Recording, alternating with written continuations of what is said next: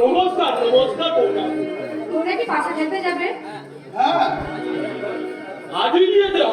পর্ণাকে খেলা হবে নিশ্চয়। নামমাত্র একটা পণ্যা থাকলে জমবে কেন? তুমি নিমন্ত্রণ গ্রহণ করো না রাজা।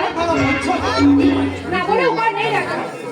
মন্দিরে পূজায় বসেছিলাম, সহসা দেখলাম কৌশিকের সব শাড়িতে বেশ ধারণ করেছে। পরমুহূর্তে তার হাতে চক্র ঘটে উঠল।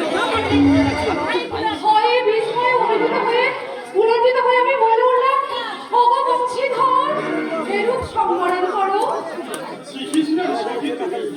তোমাকে আমি কি বোঝাবো কৃষ্ণ? মঙ্গল অমঙ্গল সব তারই দান।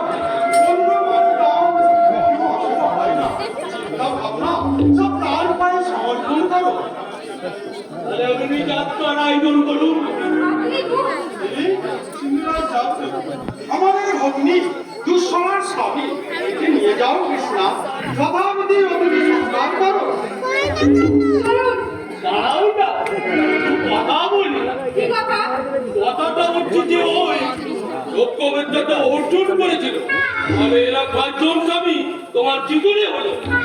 সে কথা আপনার প্রয়োজন? না প্রয়োজন আর কি, তবে আমরা হচ্ছে আপনার লোক, পাঁচজনে পাঁচ কথা বলে বড় গায়ে লাগে।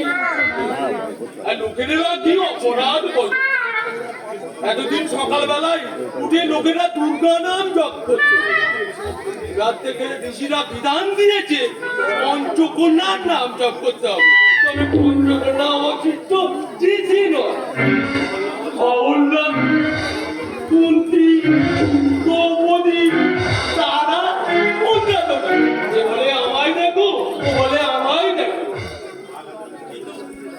মা গান্ধারীকে জিজ্ঞাসা করবেন, তিনি আপনার উত্তর দিয়ে দেবেন। তিনি তো চোখ থাকতে অন্ধ, যদি পারেন তোমার শাশুড়ি ডাকবে। বেরিয়ে যান। তা যাচ্ছে, একটু গঙ্গাটাও দাও, মাথায় দিয়ে যাই। আর দেখো কর্ণ দেখেনি বড় আঘাত পেয়েছি।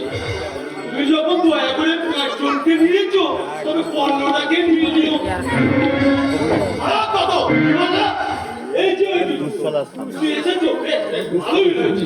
তোমার স্ত্রীকে কর্ণের কথা বলছি। কর্ণ কি বলেছে? কর্ণ মুখে কিছু বলেনি, তুমি কি জানো? কাজটা ওর ভালো হয়নি।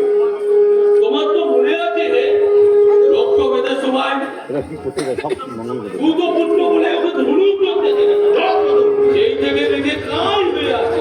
তাই বলছিলাম কি, পাঁচজনের সঙ্গে কর্ণটাকেও ভর্তি সে কি? মহামান্য অতিথিকে রাজভক্ষ ব্যঞ্জন করো? ছি ছি ছি, দুর্যোধন অর্জন করো, সবই দেখছি অপদার্থ। বাড়াবাড়ি করো না বলছি। এই মুহূর্তটা সাবধান করো, বুঝলে? ওই কথাটাই আমি উড়িয়ে দেবো। যাচ্ছি যাচ্ছি। ও চন্ডাল, না গেলে হয়তো আমার হাতে তোমার মাথাটা চলে যেতে পারে। সেটা ঠিক নয়।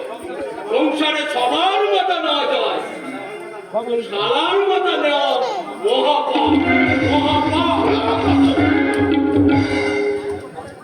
জয়পুরে সিন্ধু দেশের রাজা নয়, একটা রাজা এত অভদ্র। অভদ্র ছিল না কৃষ্ণা, ওই পাপাচারী দুঃশাসনের সহচর্য ওকে অভদ্র করে তুলেছে। কিন্তু কি কাপুরুষ!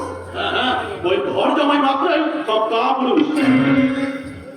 কিন্তু মহারাজ সত্যিকে পাশা খেতে যাবেন, তাকে কিছুতে বেরোতে পারবে না। না কৃষ্ণা না, আমরাও যাবো তার সঙ্গে। এসো।